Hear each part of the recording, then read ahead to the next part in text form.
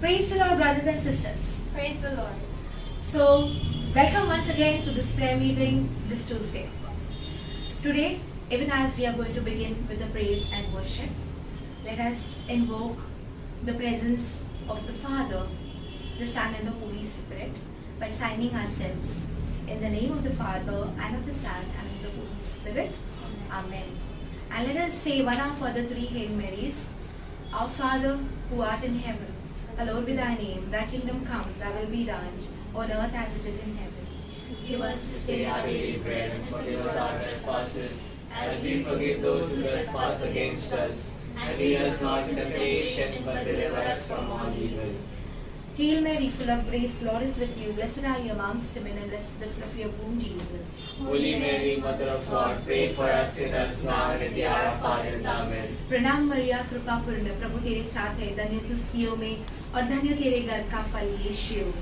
सच मरिया, परमेश्वर की माँ, प्रार्थना कर हम पापियों के लिए, अब हमारे मरने के समय। आमेन. नमान मुळे कृपेन बोललेले सोमी तुले सांगाता स्त्रियां भितर तूं सुदैव आणि सुदैव फळ तुझ्या कुशीचो जेजू संता मरिये देवाची माय आम्हा पापियां खातीर विनंती कर आता आणि आमच्या मरणाच्या वेळार. आमेन. Amen. Amen.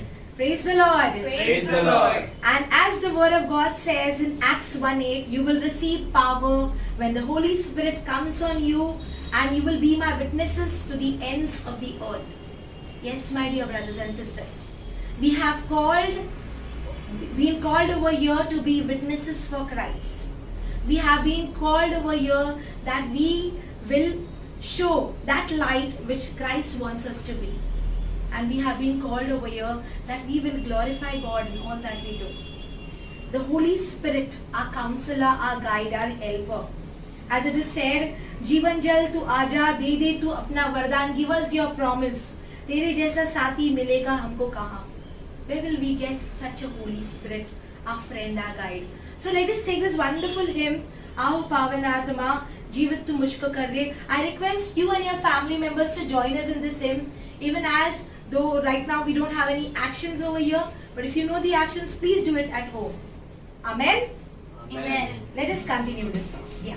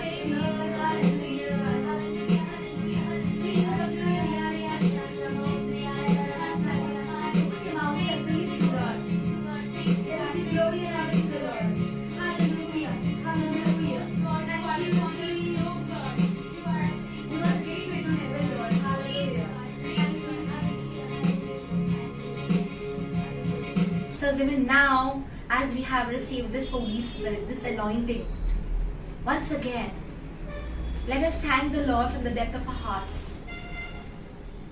As the word of God says in Psalms 103 verse 1, praise the Lord, O my soul, all my inmost being, praise His holy name. The psalmist praises God to the ultimatum. He says, praise my inmost being. Let every cell in our body praise God. Thank God for this wonderful time. As we are going into this time of worship, we'll ask the Lord and thank the Lord for all that He has been doing in our lives. Thank Him for all the darkest hour in our lives. Thank Him for all the sin and shame in our lives.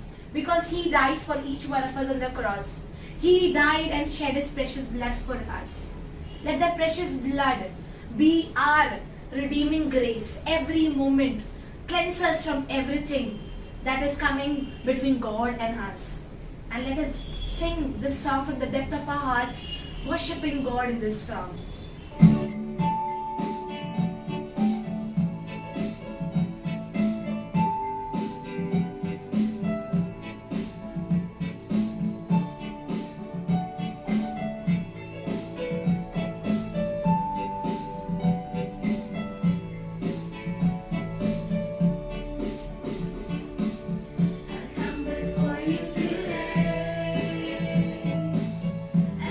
Just one thing that I want.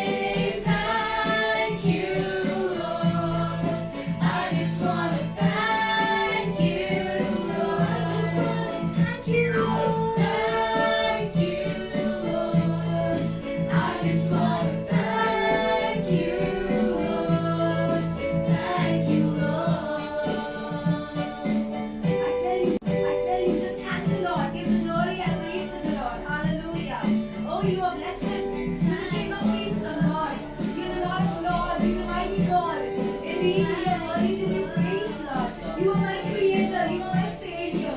There is none like you, my God. All glory, honor and praise in your mighty name, Lord Jesus. Because your name is lifted up on high. Hosanna be on high. Holy, holy, holy is your name, Lord God.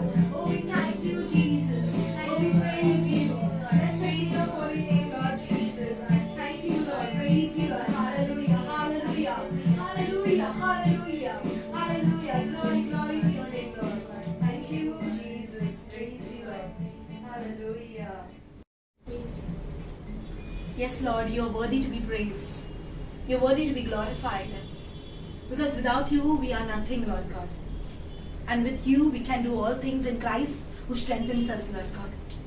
Because you love us so much that you gave us your only begotten Son, Father, that we may have eternal life. And all those who believe in the Lord Jesus, they are saved. As the word of God says in John 4:23 and 24. But the hour is coming indeed and is already here when the true worshippers will worship the Father in spirit and truth. And that is the kind of worship the Father wants. God is spirit, and those who worship God must worship in spirit and truth. Yes, my dear brothers and sisters, God wants us to be worshippers. At this moment, we will worship God in spirit and truth. हम प्रभु की आराधना करेंगे आत्मा और सच्चाई में. और इसलिए मैं कहती हूँ, विनती करती हूँ आप सबसे, let us go on our knees. अपने घुटने तले जाके परमेश्वर की आराधना करेंगे इस वक्त. Let us worship God. आप और अपने परिवार सहित you all can go on your knees and worship the Lord. आराधना करेंगे इस परमेश्वर की जो हमारे खुदा है, जो हमारा शरण स्थान है.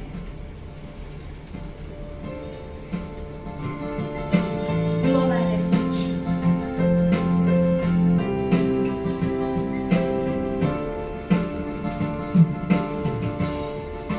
You are my refuge. You are my fortress. You are my friend in need. You are my God. You are my refuge. You are my fortress. You are my friend in need. You are my God. And I will worship you with all of my heart. I will seek your face all through my life. And I will serve you, Lord, with all that I am. Here I am. I will worship you.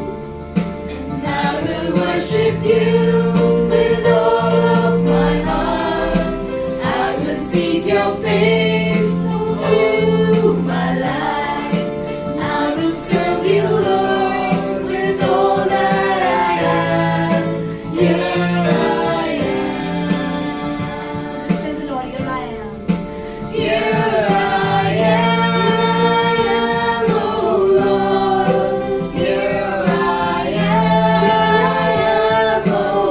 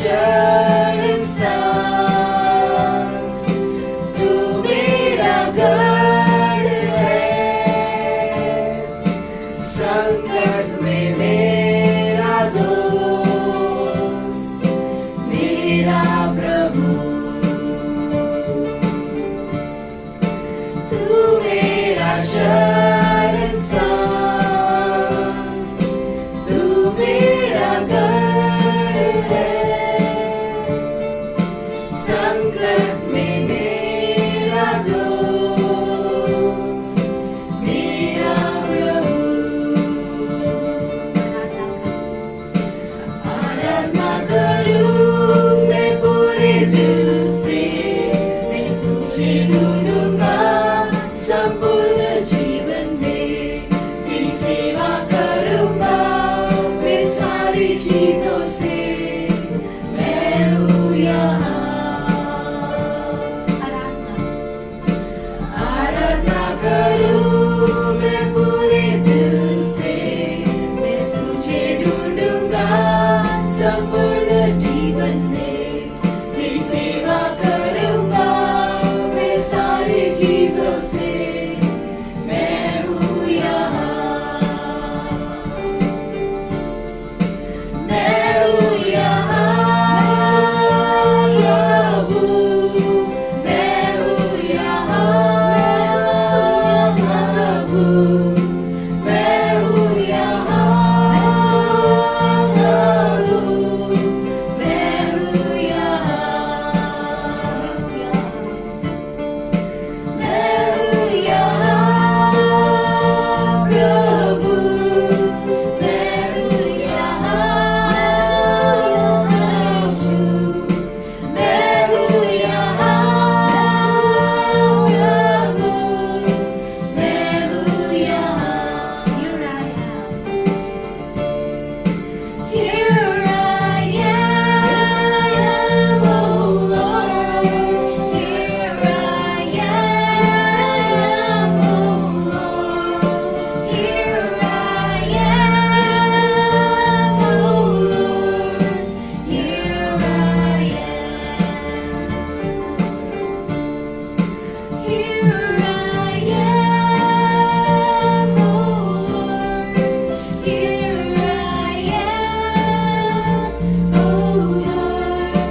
Here I am, oh Lord.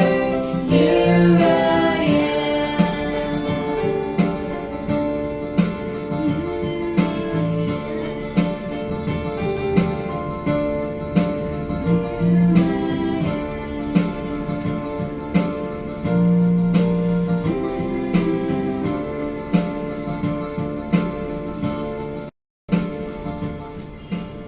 Let us continue worshiping the Lord in the silence of our hearts.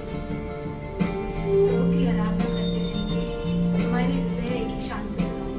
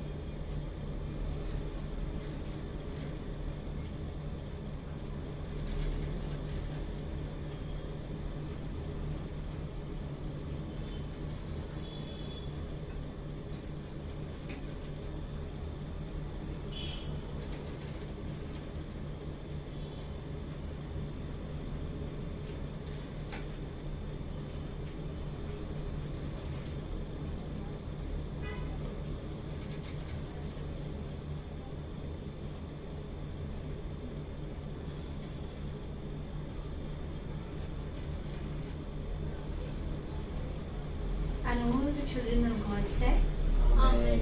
Amen. Into this wonderful time of praise and worship, and also for the wonderful choir of Alicia, Brendan, Bethany, and Edward. Thank you, and God bless you and your family. Today we have in our midst Brother Augustine Mendes, who is a prayer group leader of Our Lady of Fatima Church, Majivada. He is also an ex-zonal coordinator of Thane Ambarnath Zone. Today, he'll be sharing with us the word of God on the topic, how to be true worshippers of God. So, brother, a warm welcome to you in our midst. Praise the Lord. Thank you, Smita. Thank you. I am audible. Yes, yes, you are. Okay, okay. So we just now finished time of praise and worship. हमने अभी अभी स्तुति और आराधना का समय बिताया है प्रार्थना सभा में। और आराधना एक शब्द है जो हम बार बार कहते हैं प्रेयर मीटिंग में।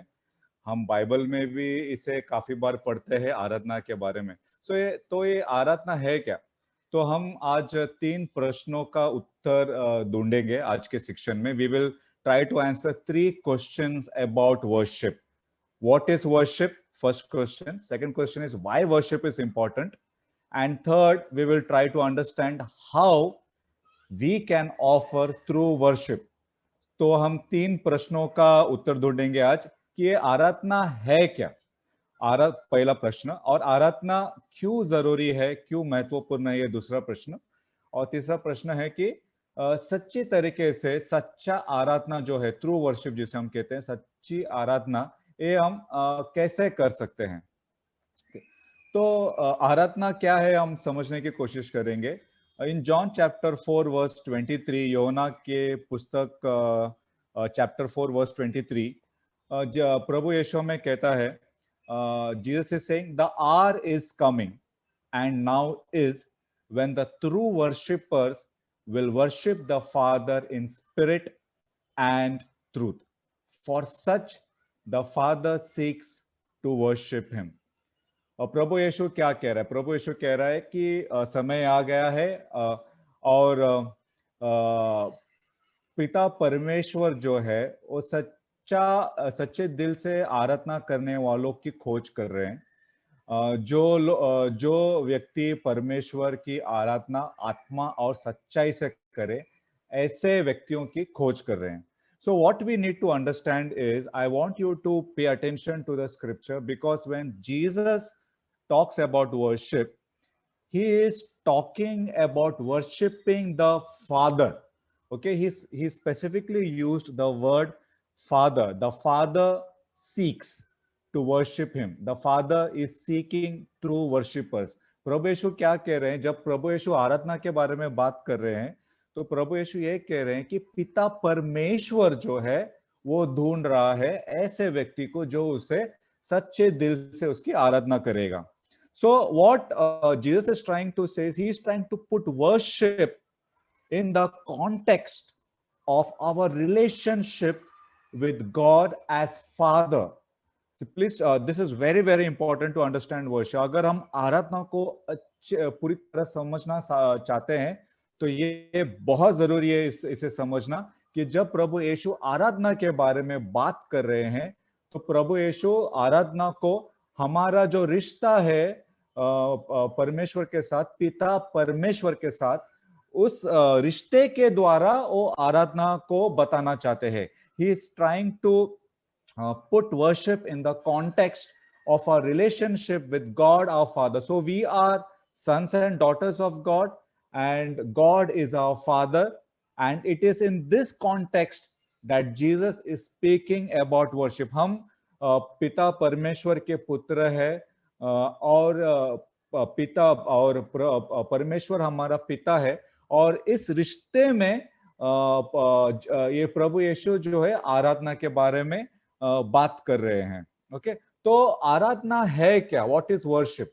तो worship means giving God our father the honour that is due to him, the love that is due to him, and the position that is due to him, the position that he deserves in our life. आराधना क्या है? आराधना का सही मतलब यह है कि हम पिता परमेश्वर को उन्हें जो सम्मान मिलना चाहिए, पिता परमेश्वर का सम्मान, वो सम्मान हम उसे दे।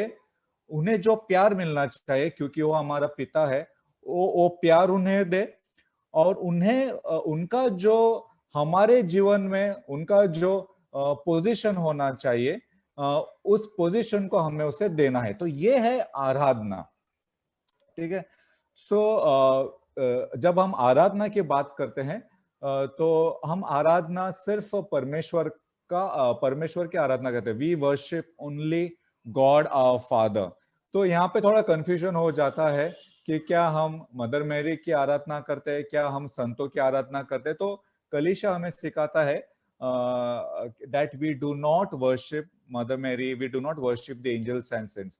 तो हम करते क्या है, जब हम मदर मैरी के स्टैचू के सामने या कोई संत के स्टैचू के सामने जब हम खड़ा रह के प्रार्थना करते हैं, उसे आराधना नहीं कहते हैं, उसे वेनरेशन कहते हैं। वेनरेशन और आराधना में फर्क है।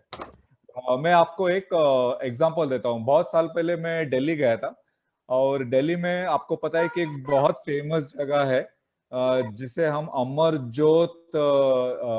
ज्योति चौक कहते हैं, जहाँ पे एक राइफल है खड़ा है और राइफल के ऊपर एक हेलमेट है जवान का। तो ये जो चौक है उन जवानों को सम्मान देने के लिए, उनकी याद में बनाया गया है, जो जवान इंडिया पाकिस्तान के वॉर में शहीद हुए। तो उनको सम्मान देने के लिए ये चौक बना गया। तो उस वक्त मैं पहली बार दिल्ली गया था, और जब मैं उस अमर जवान ज्योति के सामने में खड़ा था, बहुत शांति था वहां पे। हर कोई व्यक्ति जो वहां पे खड़ा था एकदम शांति से खड़ा था। उस वक्त जब मैं खड़ा था और मैं सोच रहा था उन जवानों के बारे में जिन्होंने अपनी जान दी हमारे देश के लिए, तो मेरे अंदर एक भावना, there was an emotion in my heart and I really felt gratitude and thankful to these jawans. तो मैं उनको सम्मान दे रहा था, और इसी को वेनरेशन कहते हैं। हम ये हमारे जीवन में होता है कि किसी व्यक्ति ने अगर कोई बड़ा काम किया है, हम उसे उनका पुतला बनाते हैं, किसी चौक का नाम देते हैं, और क्योंकि हम उन्हें सम्मान देते हैं। तो हमारा चर्च भी वही करता है, कलीसिया भी वही करता है कि हम जब मदर मैरी के स्टैच्यूज और एंजल्स एंड सेंट्स के स्टैच्यू हम चर्च में हैं, और जब हम वहाँ उनके सामने जाके हम उन्हें सम्मान देते हैं, तो उसे वेनरेशन कहते हैं। हम उनसे प्रार्थना भी कर सकते हैं, क्योंकि वो हमारे लिए मध्यस्थी का प्रार्थना करते हैं। ये सबको समझने के लिए it is very very important. मैं बार बार ये पॉइंट जो है मैं बार बार इस टीचिंग में लाऊंगा कि हमें इस पूरे आराधना और वेनरेशन, ये सब चीज को हमें इस रूप से देखना है कि we are part of God's family. हम पिता परमेश्वर के फैमिली में है, और मदर मैरी हमारी माँ है, एंजल्स है इस फैमिली में एंजल्स भी है, संत भी है, और ये संत हमारे भाई है, बहन है।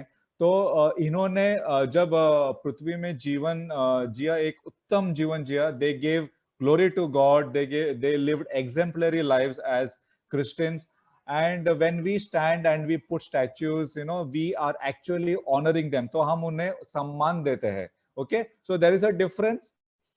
So we do not worship Mother Mary and the saints or angels, we worship only God। क्योंकि जो स्थान परमेश्वर का जो स्थान है हमारे जीवन में, हम वो स्थान किसी को नहीं देते। we honor angels and saints and Mother Mary because वो सम्मान के लायक है, क्योंकि उन्होंने अच्छा जीवन जिया है, और उनको हम सम्मान देते हैं। So there is a difference between worship and veneration। Okay, so worship means, मैं फिर से बताता हूँ कि worship means giving God our Father the honor that is due to him, the love that is due to him, and the position that is due to him। तो ये आराधना, why is it important? आराधना करना जरूरी क्यों है, और आराधना करने से हमारे जीवन में क्या होता है? तो दो इंपॉर्टेंट पॉइंट है, क्योंकि आज इस समय में मैं बहुत सारा चीज नहीं बात कर सकूंगा, तो मैंने सोचा कि जो इंपॉर्टेंट पॉइंट है उसी पर बात किया जाए। तो आराधना करने से हमारे जीवन में दो इंपॉर्टेंट ब्लेसिंग्स आएंगी। there are two important blessings that will come in our life. First, and I will put these blessings in the word P। Okay, so it will be easy to remember। Two important blessings, power and provision। हमारे जीवन में क्या आता है? Power आता है और provision. Provision मतलब है कि हमारे जीवन में जो जरूरत है वो जरूरत पूरा होता है। तो आराधना करने से पावर और पोजीशन, ये दोनों ब्लेसिंग्स हमारे जीवन में आते हैं। So let's look at the first blessing.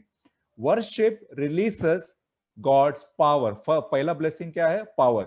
आराधना करने से हमारे जीवन में पावर, परमेश्वर का पावर आ जाता है। हम प्रभु यीशु के जीवन को देखेंगे। Let's look at the life of Jesus. जब मैं पावर का बात करता हूं तो नेचुरली हम सब ऐसे हैं कि पावर के बारे में जब हम सुनते हैं तो हमें लगता है कि हीलिंग होना चाहिए, मिरेकल्स होना चाहिए. हाँ, हीलिंग, मिरेकल्स ये सब पावर है और प्रभु यीशु के जीवन में ये पावर मैनिफेस्टेड था, उनके जीवन में दिखाई देता था. पर अब अगर हम प्रभु यीशु के जीवन में देखेंगे तो उनके जीवन में परमेश्वर का पावर बहुत सारे अलग अलग तरीकों से हमें दिखाई देगा. फॉर एग्जाम्पल, प्रभु यीशु के जीवन में ऐसे बहुत लोग आए जिन्होंने उनको इंसल्ट करने की कोशिश की, उन्हें फंसाने की कोशिश की. But how did Jesus deal with them? प्रभु यीशु ने हर व्यक्ति से प्यार से उनके जीवन में प्यार था हर एक व्यक्ति के लिए. और जिन्होंने भी उनको तकलीफ दिया या उन्होंने उनका इंसल्ट किया और उनसे या ठीक तरह से व्यवहार नहीं किया, प्रभु यीशु ने उनको क्षमा कर दिया. So this even to love and to forgive other we need power. तो पावर का जो हमारे जीवन में जो पावर का जरूरत है, हमें प्यार करने के लिए पावर मिलेगा, हमें क्षमा करने के लिए पावर मिलेगा, जस्ट लाइक जीसस. तो अगर हम प्रभु यीशु के जीवन में देखेंगे तो उनका जीवन जो था, उनके दिल में शांति था हमेशा, नो मैटर उनके जीवन में क्या क्या नहीं हुआ. बहुत सारे दुख तकलीफ, उन्हें मारा गया, पीटा गया, थूका गया, उनके ऊपर इल्जाम लगाए गए, but at all times Jesus had perfect peace. In the midst of suffering, Jesus had perfect peace. Why? Because Jesus was a worshipper. Jesus worshipped God the Father. Jesus was in a relationship with God the Father, and he experienced the power of God. So peace, जब हमारे दिल में शांति होता है तो वो भी परमेश्वर की सामर्थ्य का एक चिन्ह है. तो परमेश्वर का सामर्थ्य के वजह से ही हमें शांति मिलता है. जब हमारे जीवन में अलग अलग टाइप की प्रॉब्लम्स आते हैं हमारे जीवन में, उन प्रॉब्लम को फेस करने के लिए भी हमें पावर का जरूरत होता है. Again, we look at the life of Jesus. He faced sufferings, but he faced sufferings without complaining. You look at the life of most of the saints, you look at the life of the heroes of the Bible, you will see that they were all worshippers and they went through life without much of complaining. So जब हम आराधना करते हैं, प्रभु परमेश्वर का आराधना करते हैं, तब हमारे जीवन में जो भी दुख तकलीफ है, हमें उस तकलीफ को फेस करने के लिए सामर्थ्य मिलता है और इस तकलीफ को बिना कंप्लेनिंग किए हुए फेस करने की सामर्थ्य मिलता है. सो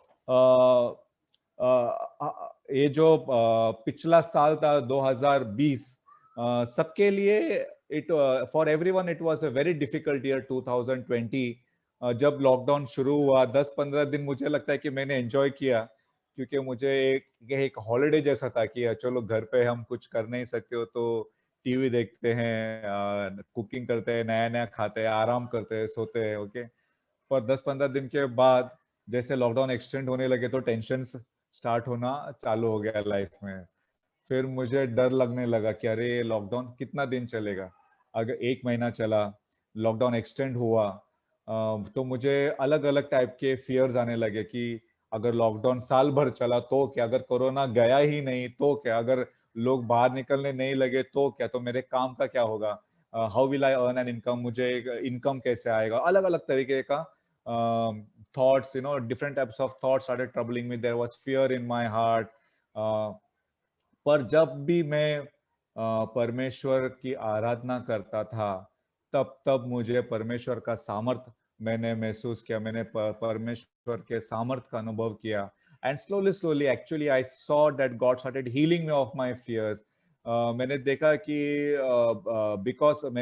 आराधना करने से मेरे मन में जो भी डर था लॉकडाउन के वजह से, कोरोना वायरस के वजह से, slowly वो डर जाने लगा, मेरे मन में शांति आने लगी. तो मैंने परमेश्वर के सामर्थ्य का अनुभव किया आराधना के वजह से. सो हमने देखा कि आराधना करने से हमारे जीवन में पहला पॉइंट जो था ब्लेसिंग, जो पहला ब्लेसिंग था हमारे जीवन में परमेश्वर का पावर का हमें अनुभव होता है। दूसरा जो ब्लेसिंग है, the second blessing that we experience because of worship is we experience God's provision. हमारे हमारे जो भी जरूरत है वो परमेश्वर हमें जरूरत का ख्याल रखता है। Let's look at Deuteronomy chapter 11 verses 13 to 14। मुझे पता नहीं है इसे हिंदी में कैसे कहते हैं, तो मैं इंग्लिश में ही बोलूंगा। ड्यूट्रोनॉमी, book of ड्यूट्रोनॉमी chapter 11 verses 13 to 14, it says, if you will obey my commandments which I command you this day, to love the Lord your God and to serve him with all your heart and with all your soul, he will give the rain for your land in its season, the early rain and the latter rain, that you may gather in your grain and your wine and your oil। तो ये जो Bible का जो Bible का जो verse है, ये क्या हमें क्या कह रहा है? ये हमें कह रहा है कि अगर हम प्रभु परमेश्वर से प्यार करते हैं और अगर हम उनकी सेवा करते हैं, तो हमारे जो भी हमारे जीवन में जो भी जरूरत है, वो जरूरत का ख्याल रखेगा। तो in this particular scripture, you know, there are certain words used like rain. बारिश का इस्तेमाल, इस शब्द का इस्तेमाल किया गया है। बारिश तो हमें बारिश का बहुत जरूरत है, क्योंकि बारिश होने से हमें पानी मिलता है और बारिश होने से हमें अनाज मिलता है। तो बारिश जरूरत है हमारे जीवन का। तो परमेश्वर कहता है कि हमारे जीवन में जो जरूरत है वो जरूरत परमेश्वर हमारी पूरा करेगा। ग्रेन, अगेन अनाज, ये जो शब्द है अगेन, ये हमारी जरूरत को, it is a symbol of our basic needs.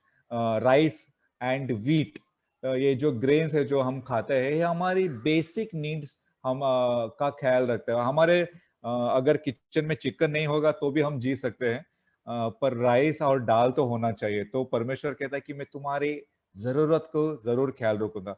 सिर्फ जरूरत ही नहीं, परमेश्वर अभी अगला जो वर्ड दिया है वाइन तो जरूरत नहीं है। हमारे घर में वाइन नहीं रहेगा तो भी हम जी सकते हैं। पर जब भी बाइबल में वाइन का शब्द का इस्तेमाल किया गया है, it symbolizes, the word wine symbolizes Joy and celebration. ये शब्द जो है वाइन, इसका मतलब है हमें हमारे जीवन में जो खुशियां का पल होता है, जो हमें जरूरत है कि हमारे जीवन में खुशियों का और सेलिब्रेशन जो है ये होना जरूरी है। तो परमेश्वर क्या कह रहा है कि मैं उस जरूरत का भी ख्याल रखूंगा। और तीसरा जो शब्द दिया गया है ऑयल, तो ऑयल जो है ना, ये थोड़ा कॉस्टली चीज है। Olive oil, pure olive oil जो है, ये एक पूंजी के समान था उन बाइबल के दिनों में, कि अगर किसी के घर में बहुत सारा ऑयल है तो ऐसा माना जाता था कि उसके पास बहुत सारा पैसा है। तो परमेश्वर क्या कह रहा है, मैं तुम्हारी बेसिक नीड्स जो है, I will take care of your basic needs. मैं तुम्हारी जरूरत का ख्याल रखूंगा। मैं तुम्हारे जीवन में जो तुम्हें खुशियों का जरूरत है उसका भी ख्याल रखूंगा, और मैं तुम्हारे जीवन में धन भी दूंगा। तो God will take care of all our needs. But ये जो प्रॉमिस यहाँ पे दिया है, वचन जो यहाँ पे दिया है परमेश्वर ने, ये किस लोगों के लिए दिया है? जो आराधना करते हैं। अब आप शायद सोच रहे होंगे ऐसा क्यों, आराधना करने वाले को ही क्यों? अगर परमेश्वर जो है, परमेश्वर प्रेमालु है, सबसे प्यार करते हैं, तो ऐसा क्यों परमेश्वर करता है कि मैं आराधना करने वाले को ही ये ब्लेसिंग दूंगा, बाकी लोगों को ब्लेसिंग नहीं दूंगा? देखिए, मैंने पहले भी कहा, अगर हमें आराधना को सही मतलब से समझना है तो we have to look at worship from the angle of our family life with God. हमें आराधना को इस एंगल से देखना है कि मैं एक फैमिली लाइफ में हूं, परमेश्वर मेरे पिता है और मैं उनका पुत्र, या आई एम सन और डॉटर। तो अब सोचिए कि हमें अगर इस जीवन में हमें अच्छी तरीके से जीवन जीना है तो हमें क्या जरूरत है? What is our most important need? ये जरूरत हमें कहाँ पूरा होता है? हमारे जो इस जीवन में हमें जो भी जरूरत है, इस जीवन के जरूरत है जो फैमिली लाइफ के अंदर ही पूरा होता है। अगर आपको सामर्थ्य चाहिए, अगर आपका फैमिली लाइफ अच्छा है, तो रियली आपके पास बहुत सामर्थ्य होगा। ड्यूरिंग द लॉकडाउन जब मैं बहुत सारे डर आते थे मेरे जीवन में, तो my wife was a great support to me. मैंने देखा कि उसका फेथ एकदम स्ट्रांग था, और मैं जब डरता था तो मेरा वाइफ मुझे कहता था कि don't worry, God will take care of all the problems. उनका फेथ जबरदस्त था और वो मुझे स्ट्रेंथन करता था। तो जब हमारा फैमिली लाइफ अच्छा होगा ना, तो वी विल एक्सपीरियंस पावर। जब हमारा फैमिली लाइफ अच्छा होगा ना, तो जब हम घर में आते हैं ना, तो हमें नरिशमेंट मिलता है फैमिली लाइफ की। और जब हम एक दूसरे के साथ वक्त बिताते हैं, तो एक्चुअली हम अंदर से पीसफुल हो जाते हैं, हमारा दिल में जो है खुशियों से भर जाता है। Even the meal that we share, we eat in the house, the family meal, it nourishes us. तो फैमिली लाइफ जो है बहुत इंपॉर्टेंट। अगर हमारा फैमिली लाइफ डिस्टर्ब है, तो हम वीक हो जाएंगे। तो यही जो प्रिंसिपल है, ये हमारे स्पिरिचुअल लाइफ में भी ये स्पिरिचुअल काम करता है। हमारा जो स्पिरिचुअल फैमिली लाइफ है, परमेश्वर भी हमें एक जीवन देना चाहता है। परमेश्वर का भी हमारे लिए एक योजना है। पर अगर इस योजना और ये जीवन जो परमेश्वर हमें देना चाहता है, अगर ये योजना और ये जीवन हमारे लाइफ में पूरा होना चाहिए, तो हमारा जो स्पिरिचुअल फैमिली लाइफ है वो स्ट्रांग होना चाहिए। तो जब हम आराधना करते हैं तो क्या होता है, तो मैं परमेश्वर के संगति में रहता हूं, तो मुझे पावर मिलता है, मुझे नरिशमेंट मिलता है, और परमेश्वर जो है मुझे अंदर से स्ट्रेंथन करता है, मेरे सारे जरूरत का ख्याल रखता है। तो that is how it works. Okay, so जब मैं फैमिली लाइफ में आराधना करता हूं, तो मेरे जो जीवन, ओके, देखिए दो तरीके का जीवन हम लाइफ में जी सकते हैं। एक तो आपको जो जीना है उस तरीके का जीवन आपको जियो, आपको फ्रीडम है, कोई आपको रोकेगा नहीं, कोई आपको टोकेगा नहीं। परमेश्वर ने आपको पूरा परमिशन दिया, आप जो आपके जीवन में चाहिए कर सकते हैं, और उसका कॉन्सिक्वेंसेस भी आपको फेस करना पड़ेगा। पर एक दूसरा जीवन है जो परमेश्वर में हमें चॉइस दिया है। परमेश्वर कहता है कि मैं भी आपको एक जीवन दे सकता हूँ, और परमेश्वर जो हमें जीवन देना चाहते हैं ना, अगर हमें वो जीवन चाहिए, तो हमें आराधना करना जरूरी है। Only when we worship, we will experience the life that God wants us to give. तो मैंने दो ब्लेसिंग्स के बारे में बताया, पावर एंड प्रोविजन। अब हम देखते हैं कि आराधना जो सच्ची आराधना है वो कैसे होता है। ओके, सो अगेन मैंने बहुत सारे I did a lot of research, specially church हमें वर्शिप के ऊपर क्या कहता है। तो मैं जो भी आज शिक्षण दे रहा हूँ ये चर्च के शिक्षण पे ही आधारित है। तो चर्च क्या कहता है, जब हम आराधना करते हैं, आराधना के अंदर 3 गुण होते हैं, faith, hope and love of God. There are 3 qualities which are very very important in worship: faith, hope and love of God। परमेश्वर में विश्वास। हम आराधना कब कर सकते हैं, जब हमें विश्वास है परमेश्वर में। हमारा होप, पता नहीं होप के लिए हिंदी शब्द क्या होगा, our hope should be in God, और हमें परमेश्वर से प्यार होना चाहिए। तो आराधना में ये 3 गुण होते हैं, faith, hope and love of God. मैंने कहा कि मैं बार बार ये याद दिलाऊंगा, अब फिर से I want to bring your attention, please look at worship from the point of family life with God. Okay, it's all about putting faith in our loving Father. Worship is all about putting hope in our loving Father, and worship is all about loving back, reciprocating the love that God our Father gives us.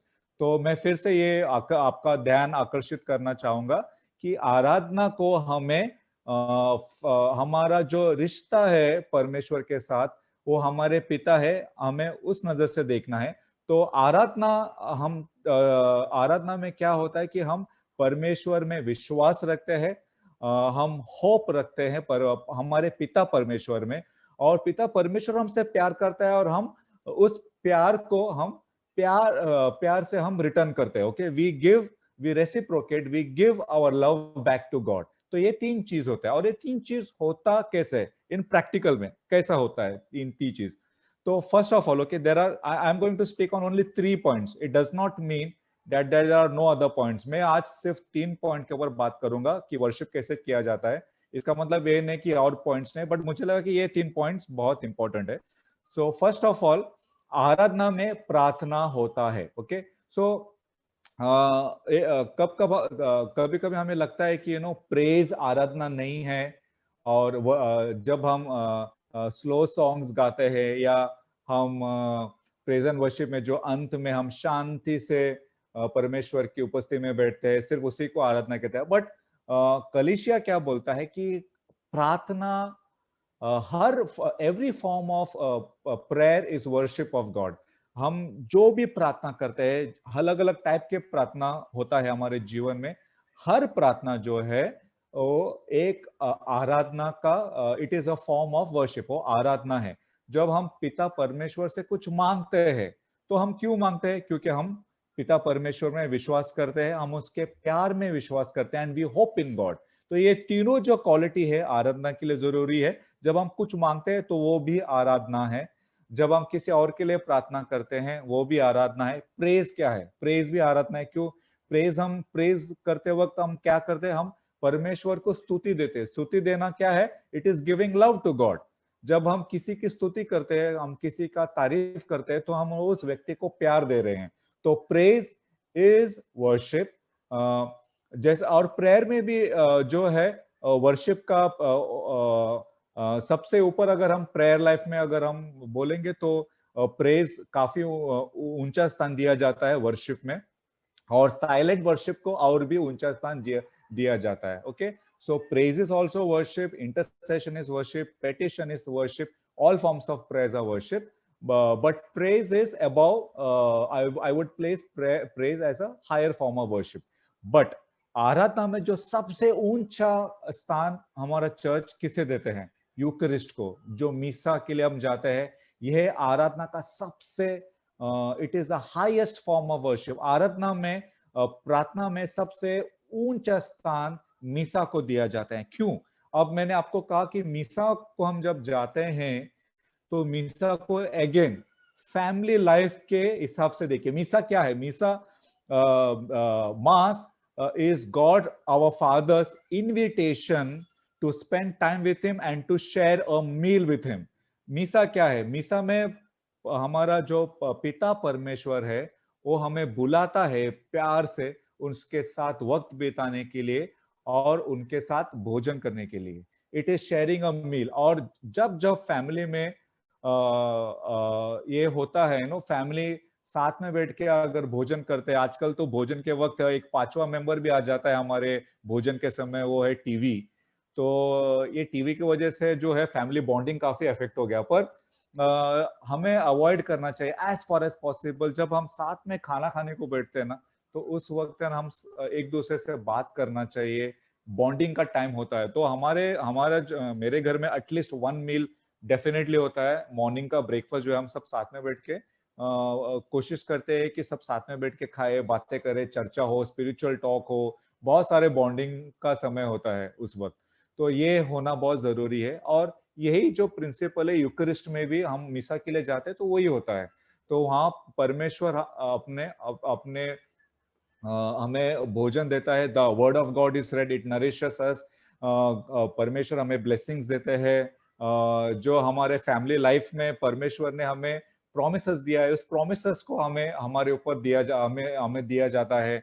तो बहुत सारे blessings, बहुत सारे nourishment. और जब हम यीशु को स्वीकारते हैं, हमें अल्टीमेट जो नरिशमेंट है, हमें जो जरूरत है हमारे अंदर के आंतरिक जीवन में बढ़ने के लिए, हमें वो नरिशमेंट को मिलता है। सो यूकरिस्ट is the highest form of worship. So Eucharist is the highest form of worship. तो जो आराधना किया जाता है, मैं फिर से दोहराता हूं ताकि हमें अच्छी तरीके से समझ में आएगा। आराधना में 3 गुण होते हैं, faith, hope and love. Okay, ये 3 गुण होते हैं।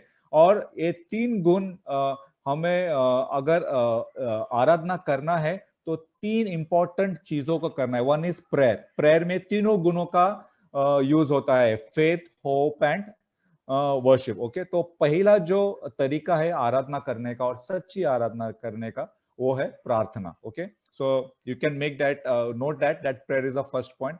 सेकंड पॉइंट जो है आराधना में, चर्च हमें क्या कहता है कि आराधना में जो है सैक्रिफाइस होता है। Okay, so the second way we worship God and we truly worship God is by offering sacrifices. हमें आराधना में जो है त्याग, I think that if that is the right word, sacrifice के लिए हमें कुछ ना कुछ तो त्याग देना पड़ता है। जब अगर हम सही मायने से परमेश्वर की आराधना आराधना करते हैं तो उसमें त्याग का या बलिदान देना ये भी बहुत जरूरी होता है। So let's understand no sacrifice. तो अगेन मैं फैमिली लाइफ का एग्जांपल दूंगा। तो ऐसा भी होता है कि हमारे घर में कब कब समटाइम्स वी गेट आइसक्रीम्स।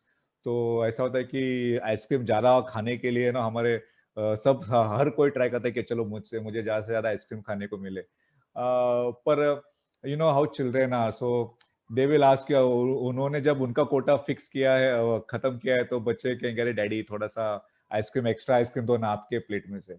तो जब हम बच्चे हमसे पूछते तो क्या हम क्या करते, तो we give most of our, we give because we love giving, we don't mind giving up, a little, eating little bit less ice cream, because we love our children so much and we love to see that joy when when we give from our portion to theirs. तो ये क्या होता है, तो ये भी एक छोटा सा सैक्रिफाइस ही है। पर ये सैक्रिफाइस कैसे होता है फैमिली लाइफ के अंदर, क्योंकि हम एक दूसरे से प्यार करते हैं। तो सैक्रिफाइस जो है या त्याग या बलिदान देना, ये वर्शिप का, आराधना का एक अहम तरीका है। तो the second way we worship God is by offering sacrifices. Okay, तो Romans, saint Paul, Romans chapter 12 verse 1, Saint Paul writes, therefore I urge you brothers in view of God's mercy to offer your bodies as living sacrifice, holy and pleasing to God. This is your spiritual act of worship. तो Saint Paul क्या कहता है कि अगर आप आराधना करना चाहते हो तो आपका जीवन जो है, वो आपका बॉडी जो है, वो परमेश्वर को बलिदान कीजिए एज अ जीवित, एक जीवित व्यक्ति का body. What does it mean? Okay, अगर हम बाइबल पढ़ेंगे तो जब किसी का बलिदान दिया जाता था किसी जानवर का, तो जानवर को मार देता था, तो एक डेड, एक जो मरा हुआ जानवर है उसका बलिदान दिया जाता था। पर सेंट पॉल क्या कहता है कि हमें मरना नहीं है, हमें मार के खुद का बलिदान नहीं देना है परमेश्वर को। Saint Paul is saying offer yourselves as a living sacrifice. मतलब सेंट पॉल ये कह रहे हैं कि हमारा पूरा जीवन जो है, हम डे टू डे जो जीवन जीते हैं, उस जीवन को ही परमेश्वर को एक बलिदान के तरीके से देना है। Which means if we want to truly worship God, our day-to-day life, there should be some sacrifice happening in our day-to-day life. Okay, how can this be done? हम हमारे रोजमर्रा जो जीवन है उसको बलिदान के तरीके से हम परमेश्वर को कैसे दे सकते हैं? So what the church teaches is that we can offer all our activities to God as a living sacrifice. क्या होता है कि मैं अगर हमें कुकिंग करना है तो कुकिंग करना है, and we have to clean that. तो ऐसा हो सकता है कि हमें इरिटेशन आ जाए कि बहुत सारा काम है, और ऐसे होता है हमारे जीवन में। अगर मेरे वर्क प्रेशर बढ़ जाता है तो मैं इरिटेट हो जाता हूँ। पर अगर मैं वही काम मैं एक अलग माइंडसेट से करता हूँ, मैं ये सोचता हूँ कि ये काम मैं मेरे लिए नहीं कर रहा हूँ, पर मैं परमेश्वर के लिए, पिता परमेश्वर के लिए कर रहा हूँ। अगर मैं इस एटीट्यूड से ये काम करता हूँ, तो क्या होता है कि वो जो मामूली सा जो काम है जो मेरे जीवन में मैं रोज करता हूँ, तो क्या हो जाता है, तो वो काम जो हो अच्छी तरीके से मैं करता हूँ, विदाउट कंप्लेनिंग, विदाउट ग्रम्बलिंग। अगर मैं कोई काम करता हूँ और मैं वो काम परमेश्वर के लिए करता हूँ, तो वो जो काम है वो एक सैक्रिफाइस बन जाता है पिता परमेश्वर के लिए। It becomes a living sacrifice. So every act that we do, every work that we do can become a living sacrifice and an act of worship for God. So whatever we do, okay, हर अगर आप fasting करते हैं तो आप खाना नहीं खा रहे हो, so that becomes an act of worship. अगर आपको किसी ने आपको दुख दिया है और आप क्षमा करना आसान नहीं है, पर मैं जब क्षमा करता हूं परमेश्वर के लिए, because God wants me to forgive, then that also becomes an act of worship. मैं जो कुछ भी करता हूं, अगर मैं खाना खाता हूँ और मैं इस बात का ख्याल रखता हूँ कि खाना का वेस्टेज नहीं होना चाहिए, वेस्ट नहीं करता हूँ खाना, because God doesn't like wastage. Okay, तो वो जो that work, that ordinary activity also becomes an act of worship.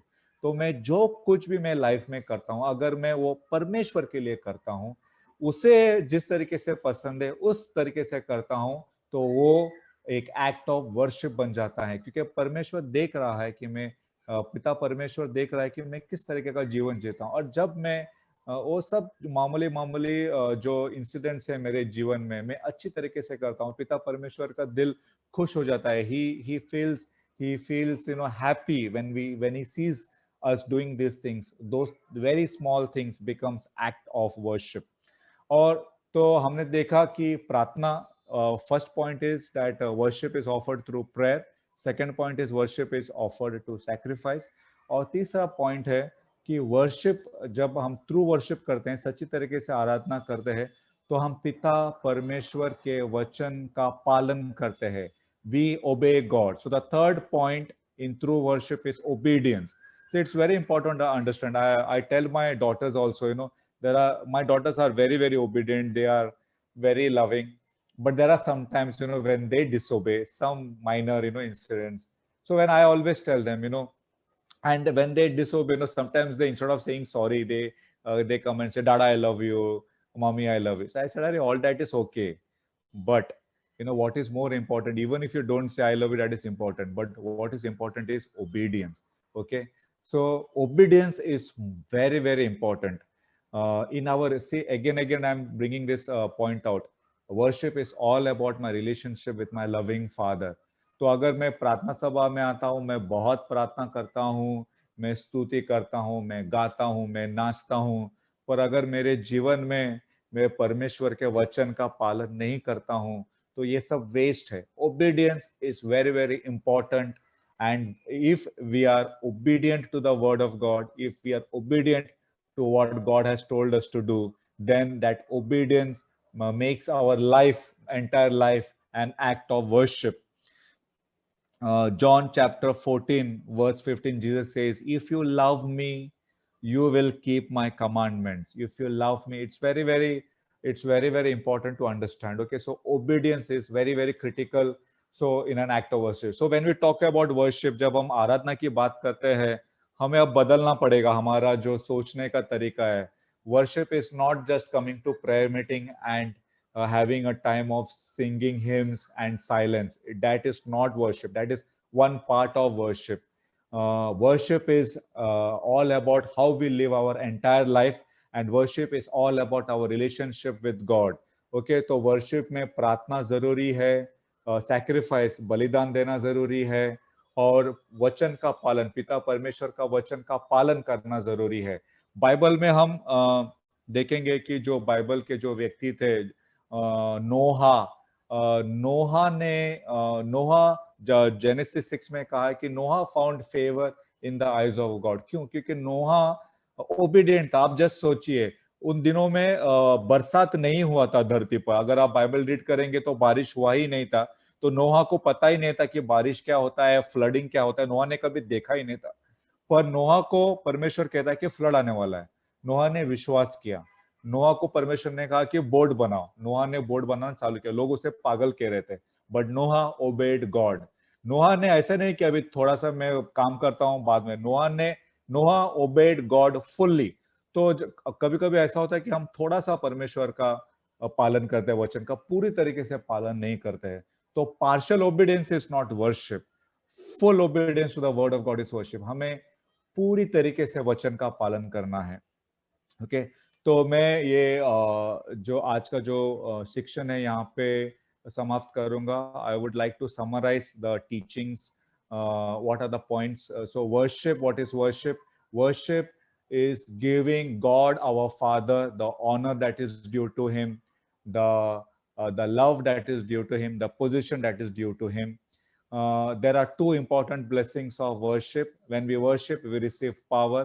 When we worship, we receive the provisions of God. There are three important qualities in worship. They are faith, hope, and love of God. And these three important qualities are manifested in three important ways. The first way we worship is prayer, by praying. The second way we worship is by giving sacrifices to God.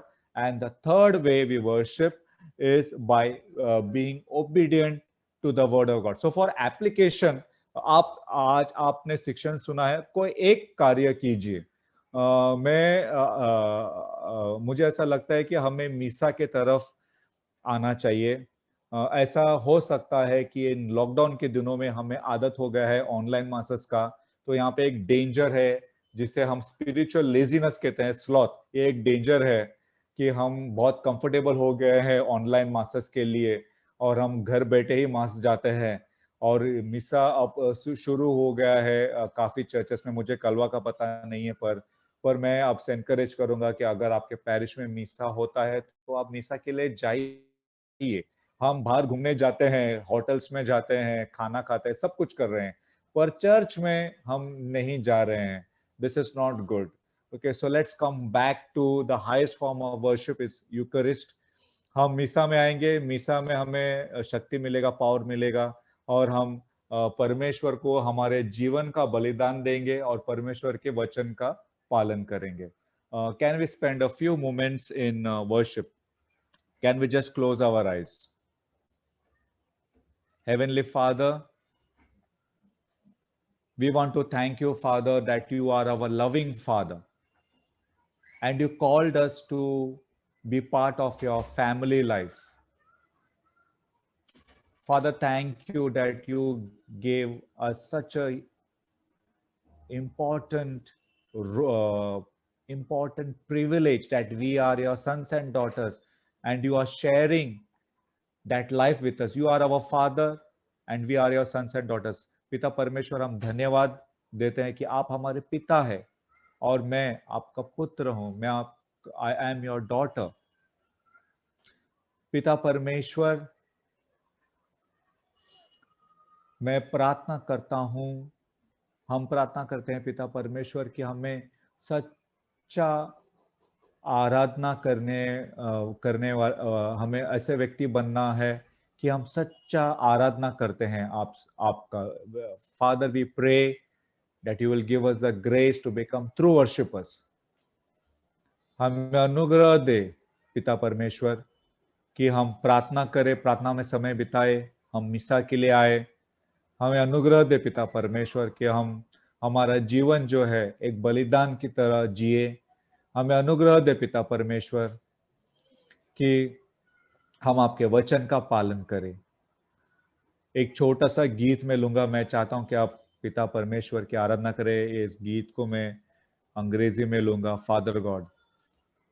Father God, I wonder how I managed to exist without the knowledge of your parenthood and your loving care.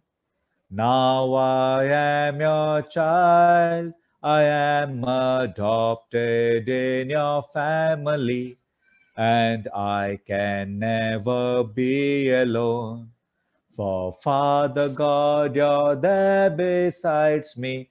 I will always love you. I will always love you. I will always love you forevermore. I will worship you, Lord. I will worship you, Lord. I will worship you, Lord, forevermore.